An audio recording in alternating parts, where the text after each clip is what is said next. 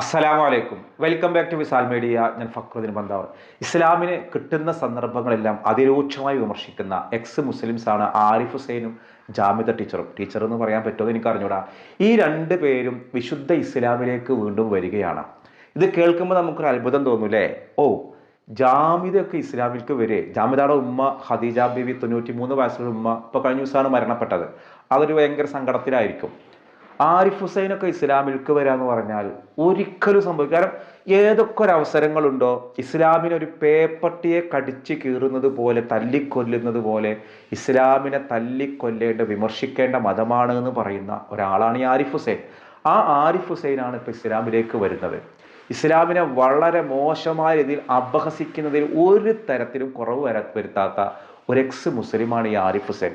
അങ്ങനെയുള്ള ഒരു ആരിഫ് ഹുസൈൻ ഇസ്ലാമിലേക്ക് ഇങ്ങോട്ട് വരാന്ന് പറഞ്ഞാൽ വിശ്വസിക്കാൻ പ്രയാസ, പക്ഷേ സത്യമാണ്. അത് പറയാൻ കാരണം ഇന്ത്യയിലെ ഏറ്റവും വലിയ ഇസ്ലാമിനെ വിമർശിക്കുന്ന ചില ആരിഫ് ഹുസൈനേക്കാളും സ്ട്രോങ്.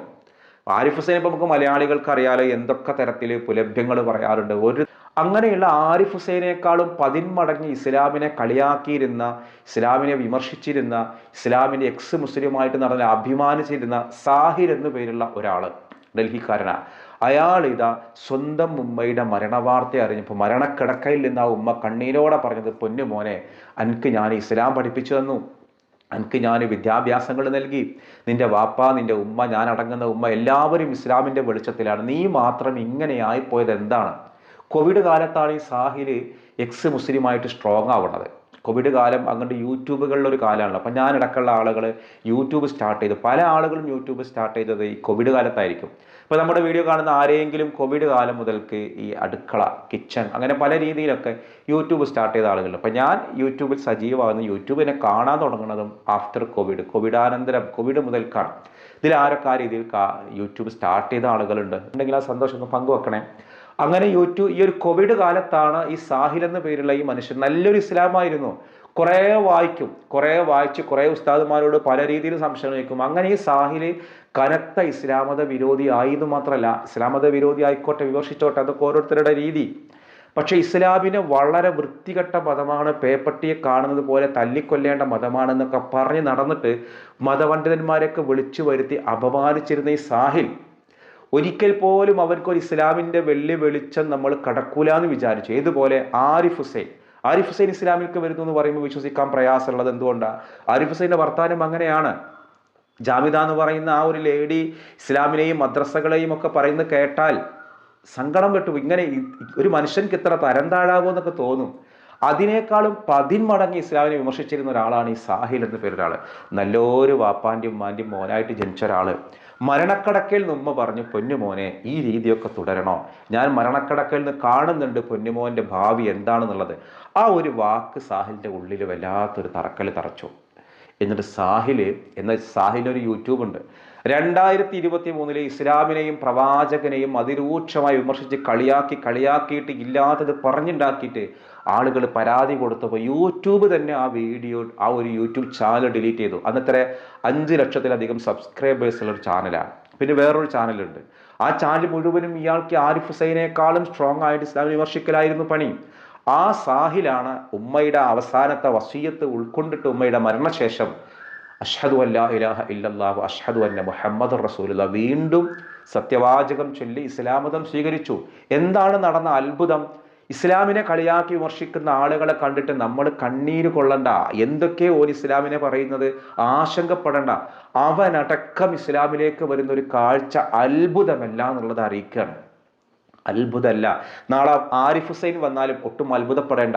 അവരൊന്നും പറയുന്നതിന് നമ്മൾ മറുപടി അർഹിക്കുന്നില്ല. അതൊക്കെ നമ്മൾ മറുപടി പറയുമ്പോൾ 4 ആള് അത് കേൾക്കാത്തവൻ പോലും കേൾക്കും. അത് ഖദീജ ബീവി എന്ന 93 വയസ്സുള്ള ജാമിദയുടെ ഉമ്മ മരണപ്പെട്ട സങ്കടത്തിൽ കിടക്കുന്ന ജാമിദ നാളെ ഇസ്ലാമിലേക്ക് വന്നാൽ എൻ്റെ ഇസ്ലാമി ഞങ്ങൾക്ക് വേണ്ടത് സ്വീകരിക്കൂല എന്ന് നമുക്ക് പറയാനുള്ള അവകാശമുണ്ടോ? ചരിത്രത്തിൽ നിങ്ങൾ എടുത്തു നോക്കി. ഓരോ മനുഷ്യരും ഇസ്ലാമിലേക്ക് കടന്നു വന്നിട്ടുണ്ടാവുക ഇസ്ലാമിനെ ഏറ്റവും അധികം വിമർശിച്ചും പരിഹസിച്ചിട്ടും കൊല്ലാക്കൊല ചെയ്തിട്ടും ഒടുവിൽ ഇസ്ലാമിന്റെ സത്യമാർഗം പുൽകിയ ആളുകളുണ്ട്. നമ്മൾ അവരെ സ്നേഹത്തോടെ സൗഹാർദ്ദത്തോടെ സ്വീകരിക്കുക ചെയ്യുക. അങ്ങനെ ഈ സാഹിൽ എന്ത് ചെയ്തു? ഇസ്ലാം മതം സ്വീകരിച്ചു. എന്നിട്ട് അയാളുടെ യൂട്യൂബ് ചാനൽ ഒരു പോസ്റ്റർ ഇട്ടു, അയാളൊരു വീഡിയോ ഇട്ടു. ഞാൻ എൻ്റെ ചെയ്തു പോയ എല്ലാ പാപങ്ങൾക്കും ഞാൻ പൊറുക്കലിനെ തേടുകയാണ്, ഒരുപാട് പേരെ ഞാൻ വഴിപിഴപ്പിച്ചു, എൻ്റെ ചിന്തകൾ അങ്ങനെയായിരുന്നു, എൻ്റെ ഉമ്മയുടെ മരണം എന്നെ വല്ലാതെ സ്വാധീനിച്ചു, അതുകൊണ്ട് ഞാനിതാ ഇന്നു മുതൽ ഇസ്ലാം മതം സ്വീകരിക്കുകയാണ്. നിങ്ങൾക്കിനി ഞാൻ മുമ്പ് പറഞ്ഞതിന് പേര് നിങ്ങൾക്ക് എന്നെ കളിയാക്കാം, വിമർശിക്കാം, ഒക്കെ ചെയ്യാമെന്ന് പറഞ്ഞത് ഇത് വീഡിയോ ഇട്ടിട്ട് കുറേ പേര് കണ്ടതിന് ശേഷം ഒരു ദിവസം 24 മണിക്കൂറായി വീഡിയോ പരമാവധി ആളുകൾ കണ്ടപ്പോൾ എല്ലാവരും അത്ഭുതപ്പെട്ടു പോയി. നാറും നൂറും തമ്മിലുള്ള വ്യത്യാസം. ഇതൊക്കെ ഇതുവരെ എന്തായിരുന്നു? നാറായിരുന്നു, തീയായിരുന്നു. ആരിഫ് ഹുസൈൻ, ജാമിദ, സ്വാലിഹ്, മറിയം സുൽത്താന, ആദം സുൽത്താന, അറിയപ്പെടുന്ന എല്ലാവിധ എക്സ് മുസ്ലിംസും. പക്ഷേ നൂറ് എന്ന് പറയുന്ന ഒരു സാധനം പടച്ച റബ്ബിൽ നിന്നുള്ള, നാറ് ഇബിലീസിൽ നിന്നാണ്. ഇതൊക്കെ തീയാണ്, ഭയങ്കര തീ. തീയിനെ കരിയിപ്പിച്ച് കളയാനേ കഴിയുള്ളൂ, പ്രകാശം പോലെ മറ്റുള്ളവരിലേക്ക് പകരാൻ കഴിയില്ല. നൂറ് അള്ളാഹുവിൽ നിന്നാണ്. നൂറും മിന്നൂരില്ല. അള്ളാഹു വിശുദ്ധ ഖുർആനിൽ പറഞ്ഞൊരു വാചകമാണ്, ഒരു വാക്യമാണ്, നൂറും മിന്നൂരില്ല. ആ നൂറ് നമ്മുടെ ഉള്ളിൽ ഒരു മെഴുകുതിരി വെട്ടം പോലെ, ഒരു ഒരു ഒരു എന്താ പറയാ, ഒരു മിന്നാമിനിങ്ങിന്റെ വെളിച്ചം പോലെയെങ്കിലും ഉണ്ടായിക്കഴിഞ്ഞാൽ അൽഹംദുലില്ലാ. സ്വാലിഹ് ഇസ്ലാം മതം സ്വീകരിച്ചിട്ട് ആ വീഡിയോ സ്വാലിഹ് ഡിലീറ്റ് ചെയ്തു. ഇനി ഒരിക്കൽ പോലും ഞാൻ യൂട്യൂബിലേക്കോ വിമർശിക്കാനോ വരുന്നില്ലെന്ന് പറഞ്ഞിട്ട്. നാളെ ആരിഫ് ഹുസൈൻ ഇപ്പം എന്തൊക്കെ ഇസ്ലാമിനെ പറയുന്നുണ്ട്, എന്തൊക്കെ രീതിയിൽ ഇസ്ലാമിനെ വിമർശിക്കുന്നുണ്ട്. നമുക്ക് കേൾക്കുമ്പോൾ തന്നെ ഇയാളൊക്കെ ഒരു മുസ്ലിം കുടുംബത്തിൽ ജനിച്ചല്ലോ, ഇയാളൊക്കെ എങ്ങനെ, ഇയാളെ വാപ്പിയും ഉമ്മയും വീട്ടുകാരും കുടുംബക്കാരൊക്കെ അത് കാണുമ്പോൾ ഒരല്പമെങ്കിലും സത്യസന്ധതയുള്ള കാര്യമാണ് പറയുകയാണെങ്കിൽ രസമുണ്ട്. ഒരു മനുഷ്യനെ നിങ്ങൾ ആലോചിച്ച് നോക്കുക, ഇസ്ലാമിനോട് ഒരു തരത്തിൽ യോജിപ്പൊന്നും ഇല്ലാത്ത ഒരാൾ ഏൽപ്പിച്ച കൊട്ടേഷന്റെ പേരിൽ മാത്രം ആ ചൂണ്ടിക്കാണിച്ച് പറയണം, ആ നിൽക്കണ ചെങ്ങായി കണ്ട് കൊന്നു കളഞ്ഞാളേന്ന്. എന്താ കാരണം? ഓൻക്ക് ഒരു ദേഷ്യം അതിനോടില്ല, അവൻ മുസ്ലിമായി പോയി എന്നൊരൊറ്റ കാരണം കൊണ്ട്. ആ യുദ്ധത്തിൽ ഹംസ റളിയല്ലാഹു എന്ന ആ ഒരു സ്വഹാബിവര്യനെ, ഹബീബായ നബിയുടെ എളാപ്പയെ അതിക്രൂരമായിട്ട് കൊന്നു കളഞ്ഞ, നെഞ്ചു പിളർന്ന, കരളെടുത്ത് ചവച്ചു തുപ്പിയ 2 മനുഷ്യരുണ്ട്. കൊന്നവനും ചവച്ചു തുപ്പിയ ആളും. ഈ 2 പേരും ഹബീബായ നബിയുടെ മുന്നിൽ വന്ന് ഇസ്ലാം മതം സ്വീകരിച്ചിട്ട് ഒരു സന്ദർഭം നമ്മൾ ചരിത്രത്തിൽ പഠിച്ചിട്ടുണ്ട്. ഒരാളാണെങ്കിൽ കൊല്ലാൻ ഏൽപ്പിച്ച ആൾ ഇസ്ലാമിലെ ഹബീബായ നബിനെ വെറുക്കുകയാണ്. ഇസ്ലാം എന്ന് പറഞ്ഞാൽ ഹുബ്ബുൻ നബിയാണ്, ഹബീബായ നബിയുള്ള സ്നേഹം. ആ സ്നേഹത്തിലുണ്ട് എല്ലാം. അത് വെറുപ്പാണെങ്കിൽ പിന്നെ തീർന്ന്. ഹുബ്ബുൻ നബിയാണ് വേണ്ടത്.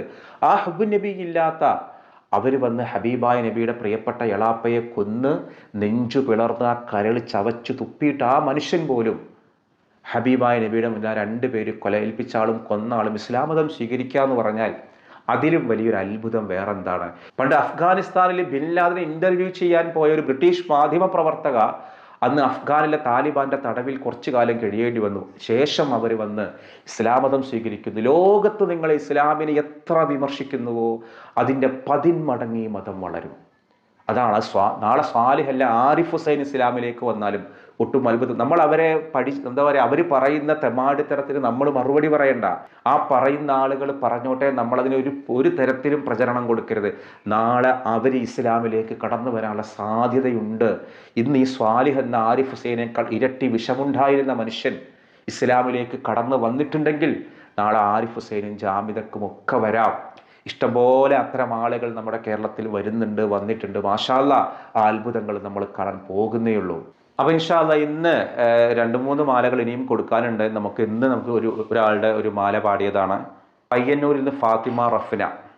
അല്ലാതിരി പേരും തുതിയും സ്വലവാത്തും അതിനാൽ തുടങ്ങുവാൻ അരുൾ ചെയ്ത് ബേന്താംബർ ആലം ഉടയവൻ ഏകൽ അരുളാലേ ആയേ മുഹമ്മദവർ കീഴ ആണോവർ എല്ലാ കീഴയിലും ഭംഗിള ആയോവർ എല്ലാ ദിശയിലും കേളി മികച്ചോവർ. അതോടൊപ്പം എൻ്റെ നാടിനടുത്തുനിന്ന് പൂക്കരത്തറയിൽ നിന്ന് ആയിഷ ബീവി.